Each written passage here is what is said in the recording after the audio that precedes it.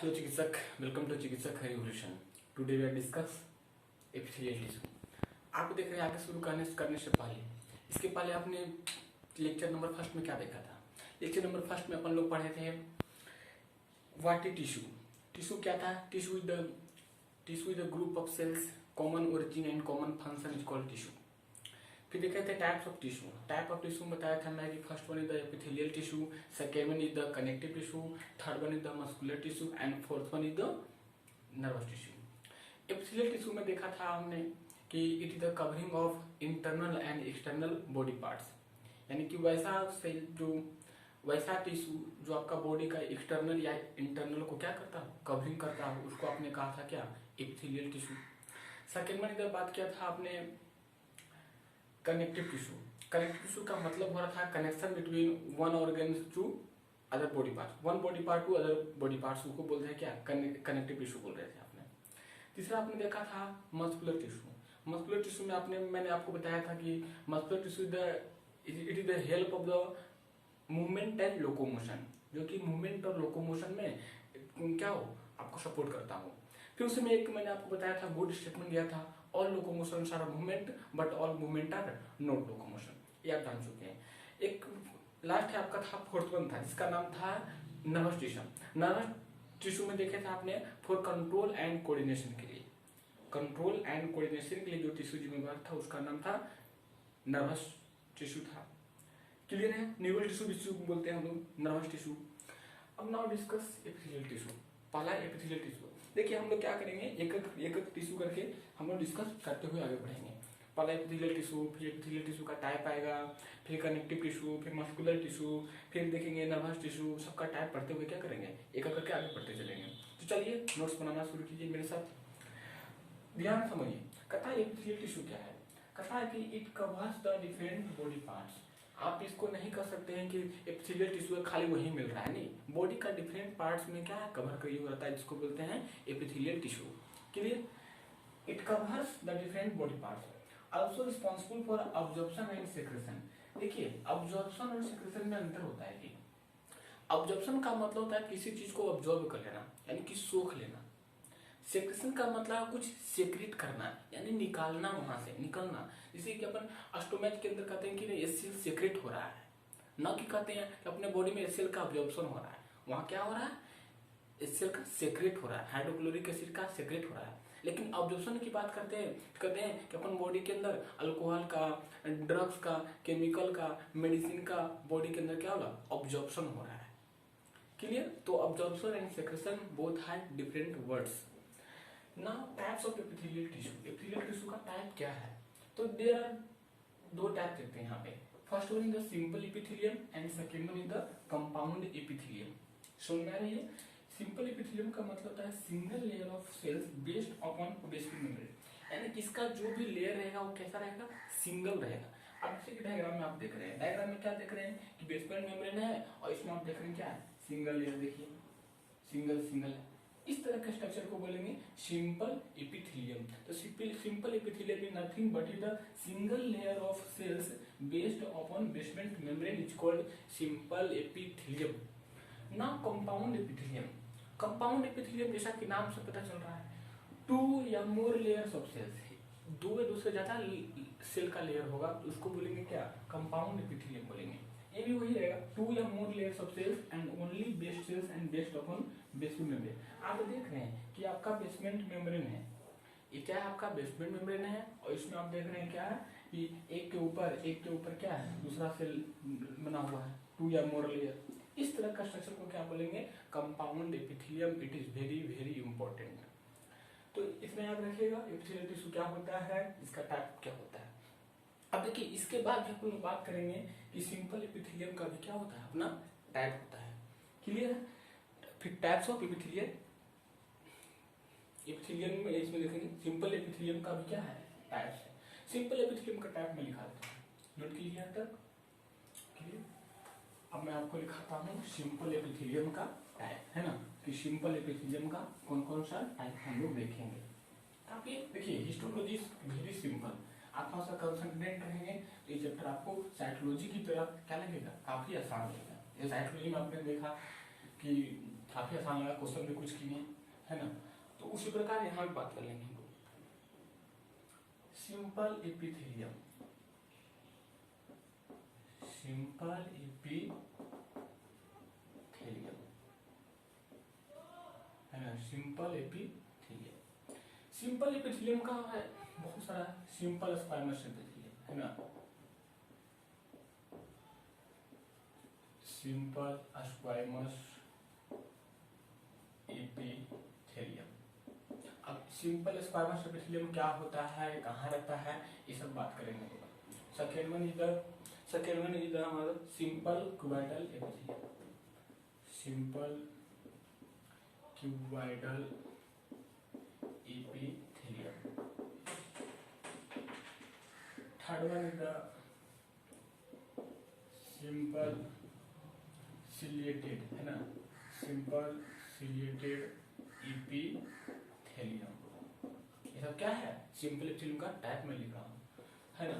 Fourth one की बात करेंगे तो आप लिख सकते हैं simple ciliated, simple columnar epithelium है ना, simple columnar epithelium, simple columnar epithelium. Fifth one की बात करेंगे आप तो सिंपल स्यूडो स्ट्रेटिफाइड एपिथेलियम है ना, सिंपल स्यूडो स्ट्रेटिफाइड एपिथेलियम है ना, simple pseudo stratified epithelium. Last में बात करते हैं simple glandular epithelium, simple glandular epithelium. It is very important, note down कीजिए।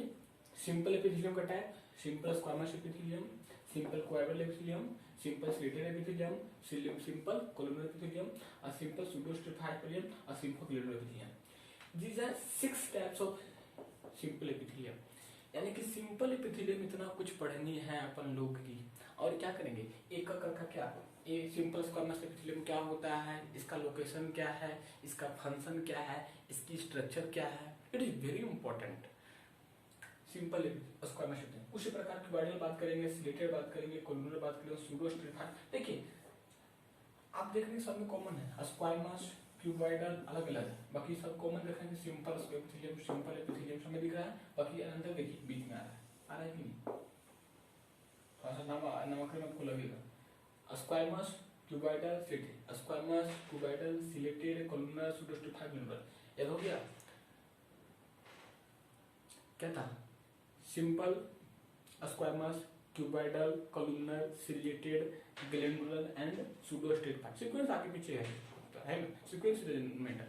लेकिन आपको यहाँ ध्यान रखना है कि simple squamous epithelium, simple cuboidal epithelium, simple ciliated epithelium, simple columnar epithelium, simple pseudo stratified epithelium, simple glandular epithelium. अब क्या करेंगे हम लोग एक एक करके डिस्क्राइब करते हुए उसकी फंक्शन को, उसके स्ट्रक्चर को, उसकी लोकेशन को क्या करेंगे आगे बढ़ते जाएंगे करके, ठीक है। नोट डाउन कर लिए हमने।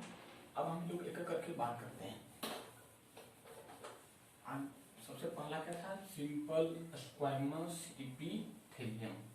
First one is the simple squamous epithelium. पहला क्या था, सिंपल स्क्वायमस एपिथेलियम है ना, सिंपल स्क्वायमस एपिथेलियम। नोट्स बनाते रहिए, अच्छा नोट्स वही होता है जो आप अपने आप में खुद बनाएंगे। मेरा भी मन करता है कि मैं भी क्या करूँ, पीडीएफ डाल छोड़ दूँ, पीडीएफ दे दूँगा, देखो जी पीडीएफ है रख लो। लेकिन क्या है, मैं अपने नोट करता हूँ, आप भी नोट डाउन करेंगे, इससे क्या होगा कि ज़्यादा बातें समझ में आएगी, है ना। तो सिंपल स्क्वायमस एपिथेलियम में क्या होगा, इसकी स्ट्रक्चर बात करते हैं। इसकी स्ट्रक्चर कैसा है, स्ट्रक्चर में देखेंगे ये क्या होता है, यूनिलेयर्ड है ना, यूनिलेयर्ड होगा है ना, polygonal cell, unilayered polygonal cells, polygonal cells arranged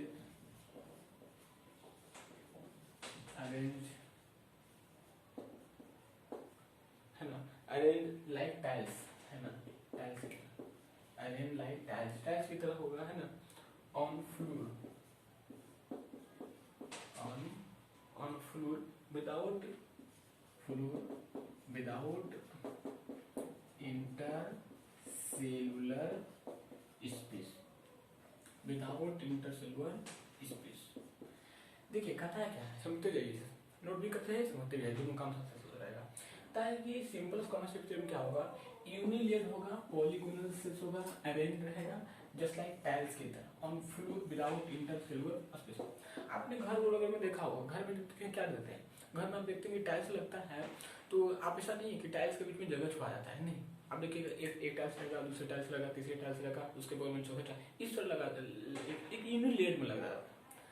कभी टाइल्स आपने मल्टी लेयर में देखा होगा, आपने नहीं देखा होगा कि व्हाइट टाइल्स ऊपर से, फिर उसके नीचे रेड टाइल्स, फिर उसके नीचे मोज़ेक टाइल्स, नहीं, बल्कि यूनिलेयर में लगता है। अब विदाउट इंटरसेलुलर स्पेस, दोनों टाइल्स के बीच में क्या होता है, स्पेस नहीं होता है, किसमें, simple squamous epithelium tissue, clear है।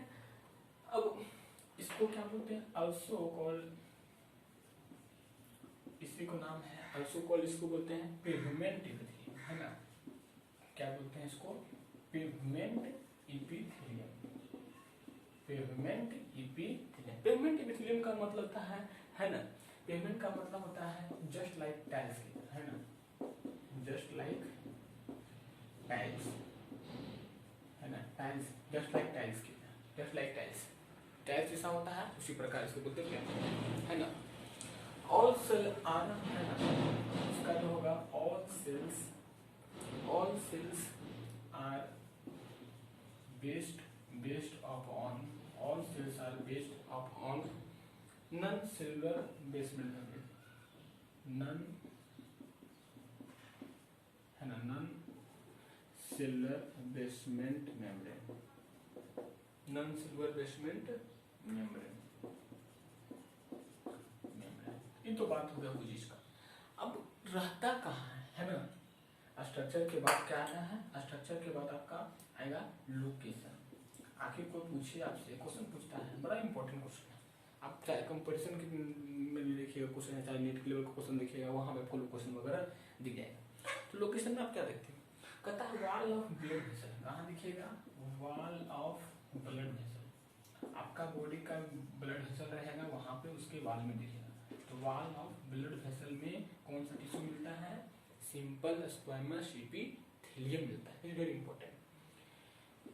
और कहाँ मिलेगा जी, एल्वियोलाई ऑफ लंग्स, यानी कि लंग्स के अंदर मिलियंस ऑफ एल्वियोलाई प्रेजेंट होता है, जिसको बोलते हैं एयर सैक्स, वहां भी लोकेटेड मिलेगा simple squamous epithelium, it is very very important, है ना।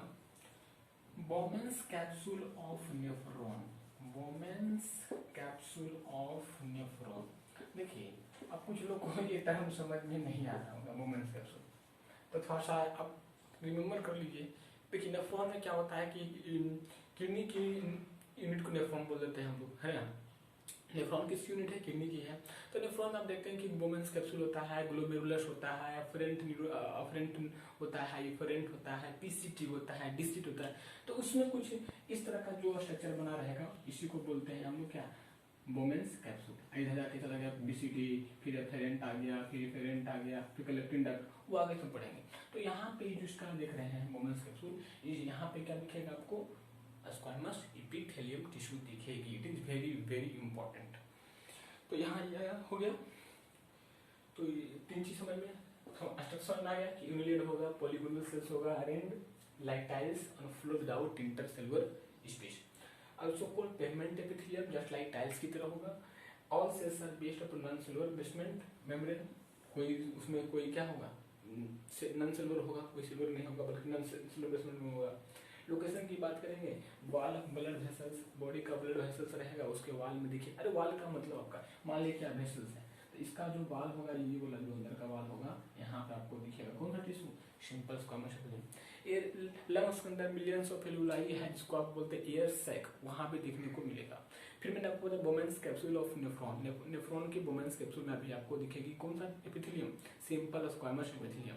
आई थिंक आपको बातें समझ में भी आ रही होगी, मैं काफी स्लो बोल रहा हूँ, आराम आराम से पढ़ा रहा हूँ। किसी ने कहा सर आप बहुत फास्ट बोलते हो, नहीं। अब तो ठीक है, अब तो मैं धीरे धीरे बता रहा हूँ, तो यहाँ ध्यान देने बात को। अब थोड़ा सा मैं बात कर लेता हूँ, स्ट्रक्चर हो गया, लोकेशन हो गया, और फंक्शन की बात कर लेता हूँ, है ना। फंक्शन ऑफ स्क्वामस एपिथेलियम करता क्या है ना। फंक्शन ऑफ स्क्वामस एपिथेलियम क्या करता है। फंक्शन ऑफ, है ना, function of squamous epithelium, function of squamous epithelium. तो पहला सीधी से इट फॉर्म्स, है ना, इट फॉर्म्स डिवीजन, है ना। ये क्या करेगा, इट फॉर्म्स है division boundary of rapid, it forms diffusion, it forms division नहीं डिफ्यूजन, है ना, इट फॉर्म्स डिफ्यूजन,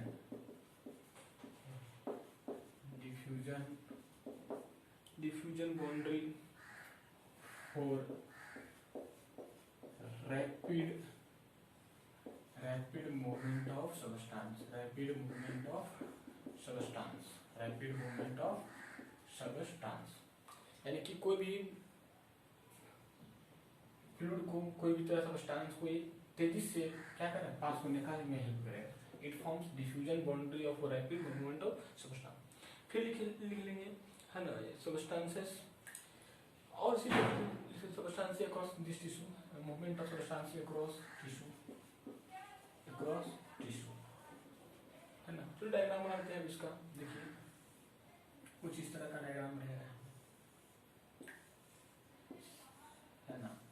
बीच में न्यूक्लियस न्यूक्लियस न्यूक्लियस, अब तरफ क्या रहेगा, साइटोप्लाज्म, साइटोप्लाज्म रहेगा, साइटोप्लाज्म रहेगा और साइटोप्लाज्म रहेगा, सब सारा कुछ, है ना। ये सब क्या है, सिंपल स्क्वामस एपिथेलियम, है ना, एपिथेलियम। तो आई थिंक आज हमारा ये क्या हुआ, सिंपल स्क्वामस एपिथेलियम को मैंने अच्छी तरह से समझ लिया। Have you any question, right on comment box. तो क्लियर, आई थिंक आज समझ में आ गया होगा सिंपल स्क्वामस एपिथेलियम। अब धीरे धीरे हम लोग क्या करेंगे, क्योंकि लंबा हो जाएगा लेक्चर, मैंने चाहता कि एक लेक्चर आधा घंटा कर दूँ, 1 घंटा दूँ, कोशिश करते हैं हम लोग क्या ड्यूरेशन बढ़ाएंगे, क्योंकि हम लोग का ये बहुत लंबा है ना। सिंपल स्क्वामस एपिथेलियम है, कंपाउंड है, कॉलमनर है, सिलेटेड है ना, सूडो स्टेरिफाइड पढ़ेंगे, फिर ग्लैंडुलर पढ़ेंगे, तो काफ़ी समय लगेगा। तो आई थिंक आपको बातें समझ में भी आ रही होगी। तो लगातार नोट्स बनाते रहेंगे, लगातार पढ़ाई करते रहें। All the very best.